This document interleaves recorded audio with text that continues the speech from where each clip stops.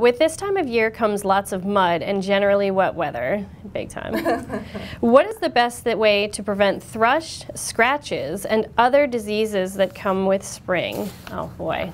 Well, I got a lot of these questions, and I put hers up for voting because it was well written and short, and there were a couple things covered. So then as I watched it go up and down in the voting, I realized it was going to get selected as one of the top 5, so I sent it to Danvers Child, who is the SmartVac Hoof Health Consultant. And I'm going to just read what he said, because his answer is right on. So, providing regular maintenance and encouraging structural integrity of the hoof capsule is a primary concern when seeking to avoid problems associated with wet environments that we're experiencing now. In fact, my friend, Dr. Stephen O'Grady, his friend, well, it's my friend, says the best tool for treating thrush is a farrier's rasp. I know.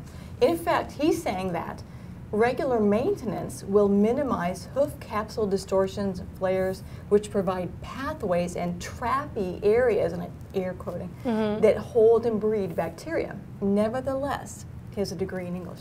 In high moisture seasons, areas, and climates, it's necessary to provide more than regular trimming, especially when we look beyond thrush and add things like scratches to our list of concerns. While it's impossible to avoid the increased moisture, we can try to minimize exposure to muddy areas, tall grasses, sometimes through simple measures such as altering turnout times to avoid heavy dew, running the lawnmower more frequently, the brush hog, or by ensuring that our water trough's not overflowing. Now, in this season, it's more like moving the snow so that it doesn't run off into the pasture. And we've even hand dug with shovels ditches in our turnouts. So create drainage. Exactly. I think a lot of people think about that in the arena, but not in the pasture. And I think it applies to drainage. Yeah. Likewise, hosing or washing can often be minimized, and we pay extra close attention to keeping boots and wraps clean for the scratches. Increased attention to good, clean bedding is another important consideration, as well as not overbedding with material that will rapidly wick the moisture away from the foot and in turn cause it to rapidly draw in new moisture. It's that wet, dry, wet cycle that is particularly unhealthy for feet.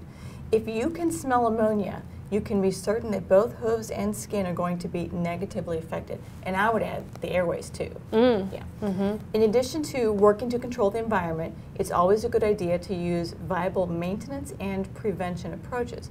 At a base level, this is simply keeping your horse fit and healthy in order to promote a strong immune system. So when something tries to attack the skin or hoofs, his immune system says, no, I'm good. So specifically, there are a number of products that can prove helpful in your maintenance program, and I think we've got them here. The Keratex Hoof Hardener, for example, helps regulate hoof moisture levels. Regular treatment of the frog with disinfectants, such as the Keratex Frog Disinfectant, can be an effective preventive approach. And for concerns with scratches, Keratex Mud Shield Powder provides an excellent preventive approach. So, well, this was a super answer. He covered everything.